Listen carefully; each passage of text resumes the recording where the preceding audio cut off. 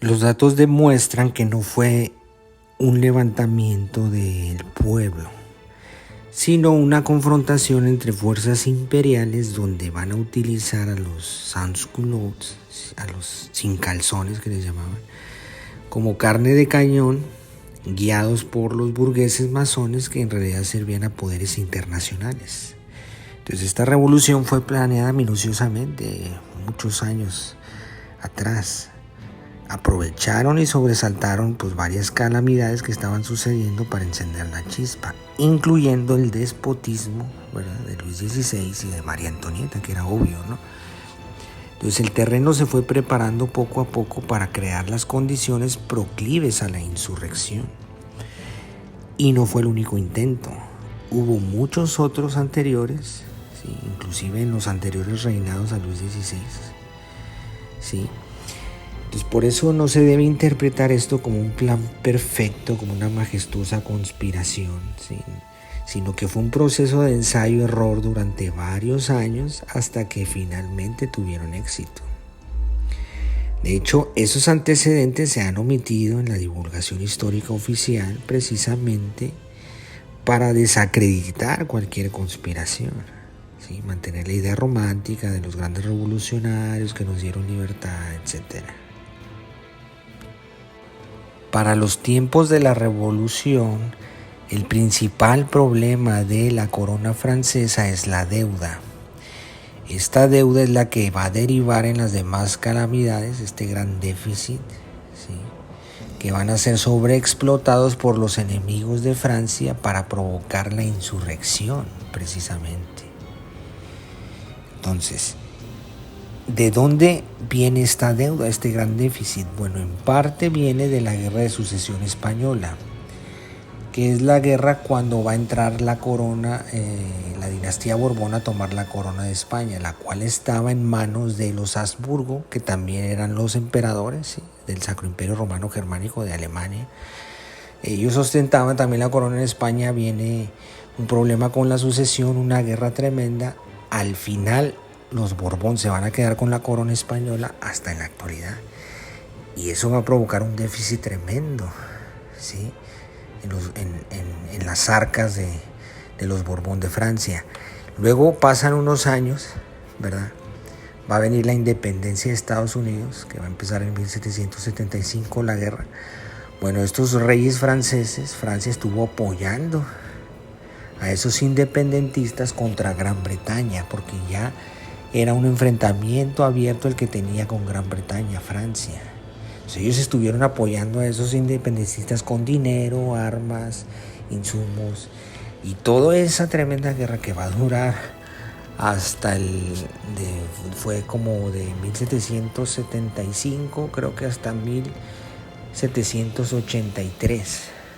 Entonces todos esos años, ¿sí?, todo el dinero que se fue ahí, ¿sí?, incluso hubo años donde se absorbía casi 2 veces el presupuesto de las rentas anuales de la corona francesa. Sí, eso es lo que consumía esta guerra anualmente.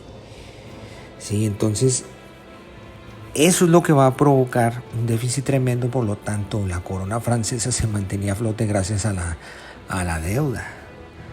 Sí, una deuda perpetua, y además obviamente los reyes franceses eran muy despilfarradores. Por ejemplo, hubo uno que era Luis XIV, sí, que le decían el Rey Sol, justamente porque alumbraba con lujos y derroches todo a su alrededor. Él fue el que mandó construir el afamado Palacio de Versalles, que fue un gasto excesivo para el gobierno. Ya cuando llega María Antonieta y Luis XVI, en los tiempos revolucionarios, el despilfarro sigue igual. María Antonieta, vestidos, peinados, fiestas, todo lo que gastaban, ¿verdad? Bueno, todo eso era gracias a la deuda, ¿sí? Entonces estas guerras provocaron ese déficit, ¿verdad?, que van a ser sobreexplotados por los enemigos de Francia para incitar a la insurrección. El primer paso para infiltrar al gobierno de Luis XVI, por tanto, era precisamente la administración de esta deuda. Es decir, van a entrar personajes a la corte que van a manejar las finanzas, y así es como va a empezar este movimiento. ¿sí? Donde supuestamente estos ministros, ¿verdad? Su trabajo era pues solventar la crisis, ¿verdad? Que el gobierno saliera de la crisis. E increíblemente lo primero que hacían era solicitar más préstamos, ¿sí? Al iniciar sus mandatos. Entonces estuvieron rotando varios personajes en lo que son las finanzas. Sí, ellos argumentaban que supuestos errores y todo esto, pero era falso, ¿no? Lo que hacían estos ministros es que había un sabotaje desde adentro, ¿sí? Para empezar a agudizar la crisis. Algunos empezaron a implementar reformas, ¿verdad? Con el pretexto de solventar la crisis, ¿verdad? Reformas que beneficiaban al pueblo, ¿verdad? Y eran en perjuicio del clero y de la nobleza. ¿Cómo se quitaban la carga política? Pues decían, tenemos que solventar la deuda. Entonces, a primera instancia esto parecería algo beneficioso, ¿verdad? Para el resto del pueblo, algo muy progresista. Pero en realidad el objetivo era quitarle poder a todo el grupo que respaldaba al rey, al clero y a la nobleza. Sí, entonces no nada más es derrocar al rey. Dentro del círculo cercano del rey hay una élite, hay una estructura financiera que lo respalda. Sí, entonces para derrocar al gobierno no solamente es derrocar al rey, sino hay que debilitar a toda esa estructura que lo protege. Sí, entonces por eso los primeros ministros se van a volver esenciales, sí, van a ser los primeros infiltrados. Hubo varias rotaciones, algunos sí permanecieron fieles al rey, pero otros no, eran sabotajes intencionados. Sí, entonces, por ejemplo, cuando el 11 de julio, ¿sí?, de 1789, que es cuando empieza la revolución, bueno, es precisamente porque el rey despide al ministro de finanzas, que era Necker, ¿sí?, que supuestamente era un partidario del pueblo y todo esto.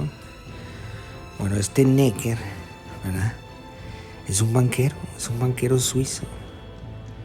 Sí, ahora resulta que cuando despiden a Necker, el pueblo se levanta en armas, ¿verdad? Entonces, ahora ya sabemos lo que representa realmente la banca en Suiza, ¿no? En estos años, paraísos fiscales, etcétera, lo que representa un banquero suizo, ¿verdad? Pero bueno, tuvieron que pasar muchos siglos para darnos cuenta de lo absurdo que son esa historia, ¿no? Pero no adelantemos tanto, ¿no? Antes de llegar a ese punto, ¿verdad?, se llevaron a cabo pasos previos. Sí, uno de ellos, por ejemplo, es la crisis del pan. Sí, el pan era el alimento base de la población francesa. Ahora se dice que las inclemencias del tiempo provocaron malas cosechas y provocaron crisis del pan, etc. Entonces, por eso fue importante, porque es el alimento base de la población. Sí, pero ¿qué es lo que realmente está detrás? Bueno, en el gobierno había una institución que era la agencia de trigos, ¿sí?, que era la que controlaba los precios, ¿sí?, para que no se fueran muy arriba los precios del pan, y limitaba a cada comerciante a vender en una zona asignada, ¿sí? Generalmente era la más cercana, donde estaban ubicados.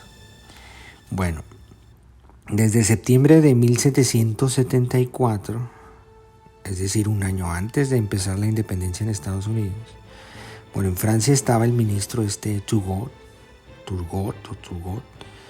¿sí?, y él establece o da a conocer un edicto que se llama Libertad del Comercio de Cereales, ¿sí? Entonces decreta la liberación de los precios del trigo y quita las restrictivas de vender en ciertas zonas. ¿Esto qué va a generar? Pues va a permitir que surjan especuladores del grano, ¿sí? Entonces estos especuladores van a ir a vender a zonas donde hay escasez. Y recuerden que cuando hay escasez, ¿verdad?, pues aumentas el precio, ¿sí? Entonces quitó estas restrictivas, ¿sí?, de zonas y liberó los precios. Esto a su vez provoca más escasez, que los precios se eleven, que ellos los manejen a su antojo, se crean nuevas zonas con más escasez y así se va una cadenita, ¿verdad? Generando nuevas zonas de escasez, etc. Entonces continúa la operación. Bueno, la mayoría de estos especuladores del trigo, ¿verdad? Eran protestantes, ¿verdad? Sí, o sea, son los enemigos de la Iglesia Católica, son los protestantes y judíos también, ¿sí? Que estaban ligados a los intereses de Inglaterra. ¿Sí? Ellos son los que estaban provocando esto adentro de Francia. Va a pasar el tiempo, se va a agudizar, viene una serie de revueltas que incluso tuvieron que ser sofocadas por el gobierno, por el ejército. ¿Sí? Este episodio se le conoce como Guerra de las Harinas, por si quieren buscarlo. Ocurrió en 1775, cuando inicia la independencia en Estados Unidos. Aún así, la especulación de todos nos continuó.